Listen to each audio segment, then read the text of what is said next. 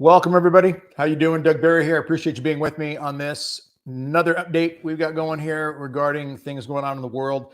Now, I wanted to address in this one something that has been coming out. I got it on the other monitor here. I want to preface it by saying this. We have to be cautious. We have to be discerning when it comes to any kind of alleged prophecy that comes at us. Now, there have been reports of messages coming out of Texas down in the New Braunfels area, down by San Antonio. Now, if you've been following it all on LifeSite News, or if you watched the U.S. Grace Force podcast that just came out yesterday, you know we've addressed it there, and LifeSite News has addressed it several times now. John Henry Weston has been very clear about being cautious about it, though, as I will as well. Now, with that being said, though, I do want to say that, as our guest Daniel O'Connor said in the U.S. Grace Force podcast last night, we have to remember that, every single apparition that the church reports on or that has come, into the world, before it became confirmed and approved was questioned. Now, obviously, that makes sense. What I mean by that is we look at like Fatima, for example, and we'll say, oh yeah, Fatima makes sense. Yeah, I get that. Our Lady Fatima right here. It's a staple of our faith. Our Lady of Lourdes, for example, is another one. But we have to consider in both those cases that both Saint Bernadette from the Lourdes situation and the three children in Fatima were scrutinized heavily. They were persecuted tremendously, criticized, laughed at, scoffed, and many people just didn't believe it. Even especially when certain things happened, like when Bernadette was told by our Blessed Mother to drink from the spring. If you remember that, she started to pull at the weeds and eat at the dirt, and people laughed at her. They thought she was crazy. And what happens? Well, a spring of water comes out of that place. So Bernadette responds in faith to what Our Lady asks her to do. The people around are laughing at her, thinking that she's nuts. And then to this day, we have miraculous waters that have come forth. And if you've ever seen images, some of you may have been there. I've never been to Lourdes, but there are images you can see in pictures of crutches and all sorts of braces and apparatus of people who've had healings who've been there. Not everybody is healed who goes into the miraculous waters in Lourdes, but there are many, many, many accounts of miracles that have taken place. But you go back to the beginning of it, when this 14-year-old girl, Bernadette, who was basically, I don't want to say illiterate, but when it came to the faith, she was not very smart. She had a very hard time understanding her basic catechism. And here this young girl is used by God to confound the wise and bring a message to the world of the Blessed Mother, the Immaculate Conception. In fact, at one point, when Bernadette asks her, "Who are you?" Mary looks up and almost shudders, they say, when she says, "I am the Immaculate Conception." Okay. Now, I bring this up because we accept Lourdes, we accept Fatima, but there was a time when they weren't accepted. So keep that in mind when we hear of other alleged messages that are out there.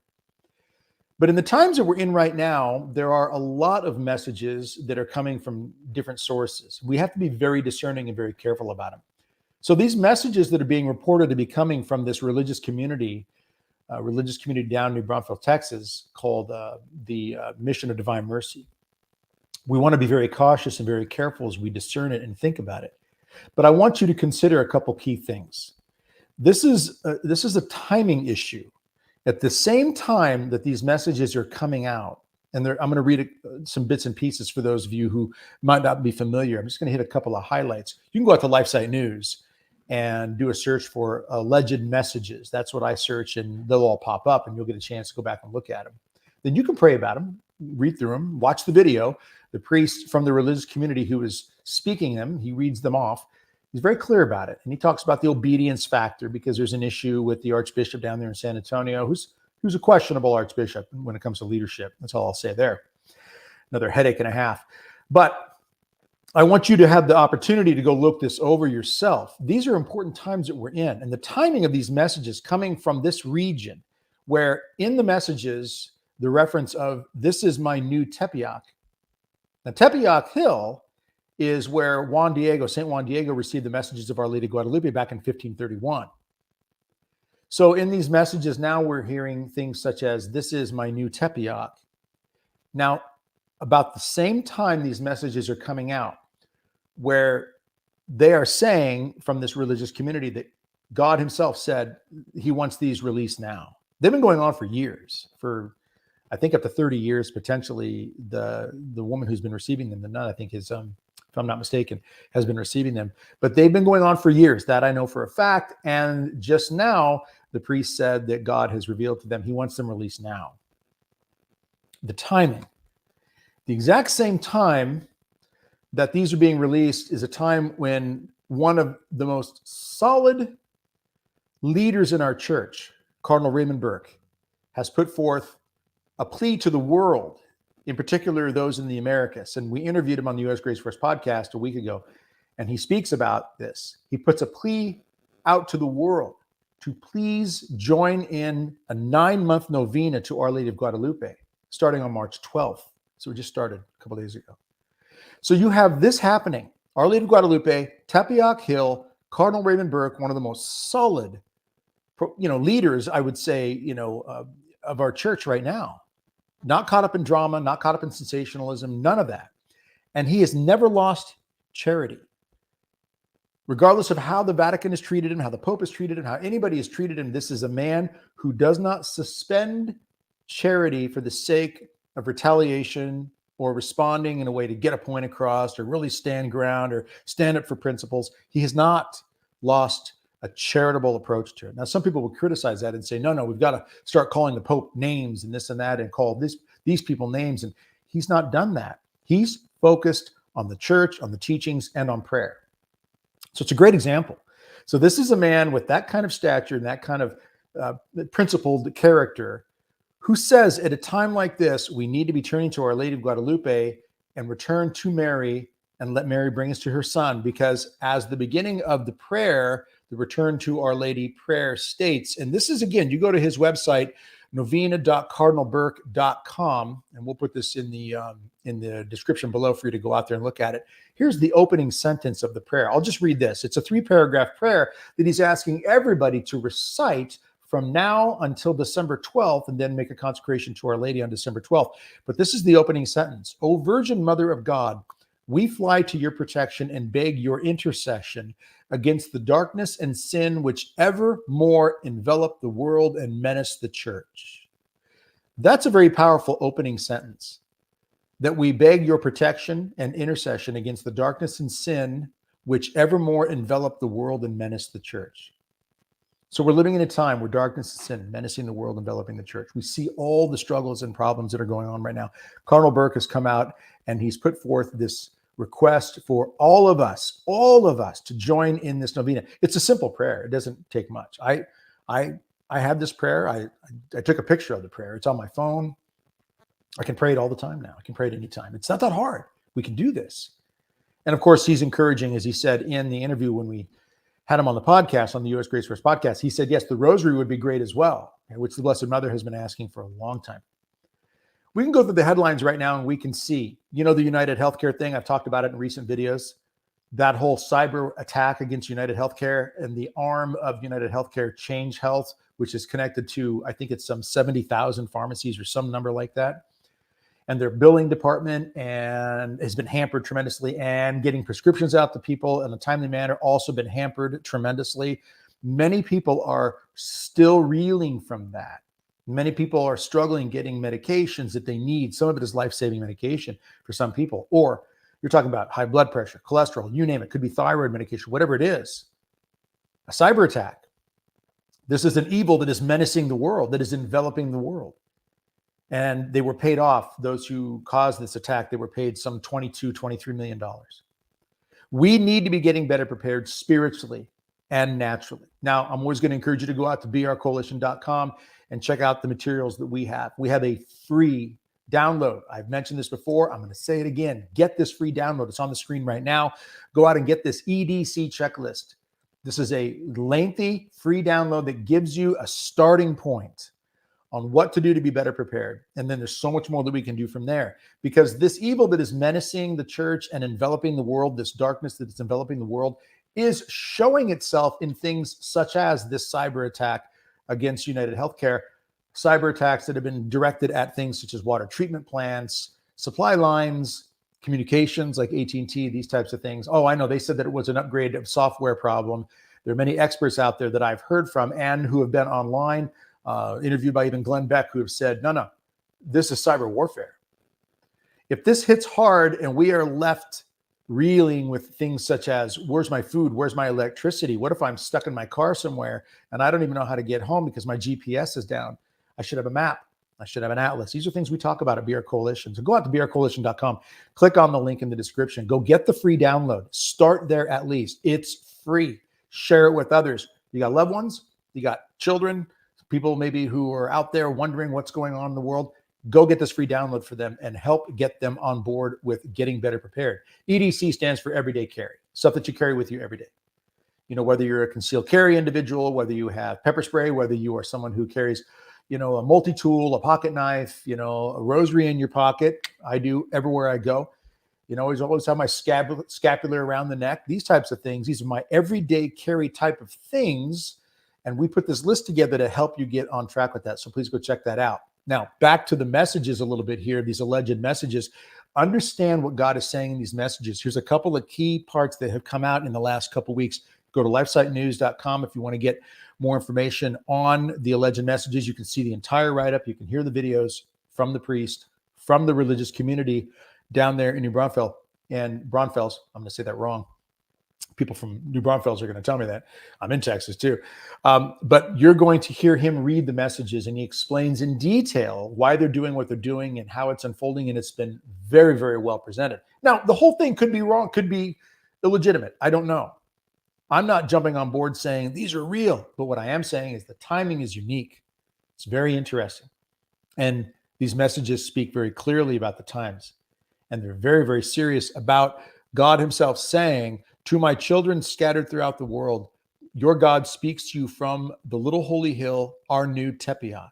That's the opening of one of the messages. It just came out last week on March 6th, I believe is when it came out. The time has come, my children, to call you to join yourselves to my army, the army that I have formed and forged in silence in what is hidden with countless trials, sacrifices, and sufferings.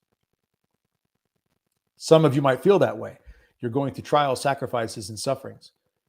And if you've been faithful, you've been striving to stay close to God, that could be his way of training you up and preparing you to join his army. An army that he says will eventually result in, as he goes on to say here, a reconquest of the land, of his people. In another message, he says, my voice will thunder, and everybody will understand it when they hear it. Now, this is a very serious time that we're in. I mentioned the United Healthcare cyber attack as one example. The talk of World War III, there's another one. The election coming up in America right now. Did you know that in Canada right now, they're working on legislation that looks like it might pass? I don't know the details on it. It's legislation that could actually, if you are convicted of a hate speech crime, put you in jail for life. This is not a game, and it's definitely not a joke. Life imprisonment potentially for a hate speech crime in Canada. That's what they're working on right now. These times, the evil that Cardinal Raymond Burke speaks of in that opening sentence of that prayer, an evil that is menacing the church, that is enveloping a darkness that is enveloping the world. This is very real, very legitimate. So when we hear messages such as a reconquest or my voice will thunder, and he speaks about evil being destroyed by the power of his voice, but people need to respond and people need to prepare. People need to get ready. We need to get ready spiritually first and foremost. And that is why something like this Cardinal Burke's novena that he's calling for, the novena to Our Lady of Guadalupe, is so powerful right now because it allows us to unite and root everything spiritually. I'll hit you with one last thought before I wrap this up, and that is this. We all engage in spiritual battle. Every single one of us, every day of our lives, something's going on inside. And that battle is a famous Russian author said, the battle for good and evil, between good and evil, goes to the heart of every single man and woman. And when that battle is lost, it always, in some way, shape, or form, almost always will manifest in some unholy, some destructive, some type of behavior that is a vice. When the battle is won, that spiritual battle is won, it will result in almost always in some behavior that is virtuous, that is good, that is decent. Every single one of us has to deal with that in our own lives and the lives of other people. There are people out there who are engaging in spiritual battle and not fighting it at all and losing that spiritual battle. When that happens, there almost always is a destructive behavior that follows. Can happen in marriage, can happen at the workplace, can happen in government, can happen when nations attack other nations. Human trafficking, abortion, we go down the line. If this society collapses in any way, shape, or form, in any situation where the critical infrastructure goes down, power, water, food supply chains, you name it, people will have to deal with in their hearts whether or not they're going to give in to the darker side of these things, that evil that envelops and menaces, or whether they're going to really be rooted in virtue. And many even good, decent people could turn to very desperate measures in times of crisis, which is why at BR Coalition, we are constantly hammering away the need to be prepared, not just spiritually, but mentally and emotionally and practically, naturally speaking as well. Again, I encourage you to go out, start at the very least, get that free download, that free EDC download at brcoalition.com. It's a good starting point, but go from there and develop skills, build community, store up food, water, the basics that you will need to endure so that you can endure some sort of crisis that might come, that might devastate even the basic infrastructure that we have out there that we all need. Look, there's certain things that a society just can't do without. A famous writer back in the 1800s said that any society is 9 meals away from complete chaos.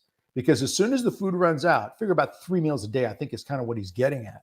And after about 3 days, it's estimated, when you realize the stores are closed and many people don't have extra food, the water's shut off and many people don't have extra drinking water, people will start to get crazy. It'll get desperate. So what do?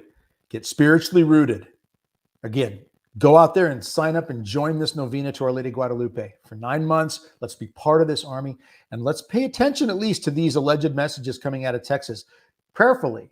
If they turn out to be false, then let's keep them at arm's length so we don't get caught up in them. But if they turn out to be real, we want to be on the correct side, having done the right thing to be better prepared. Again, go out to brcoalition.com, check out more of what we have. I appreciate you being with me. Please share this with other people. Let other people know, number one, that these alleged messages are coming out. Number two, that Cardinal Burke has this powerful novena out there. We need to spread the word on that and get on board. Even if it's after it's started, get on board. And number three, let's take the steps to be better prepared by even starting with something like the EDC download, because it is a directional thing. Gets us going the right way, gets us thinking the right way, and from there we can move forward. All right. God bless you. Look forward to seeing you again in the next video. Take care.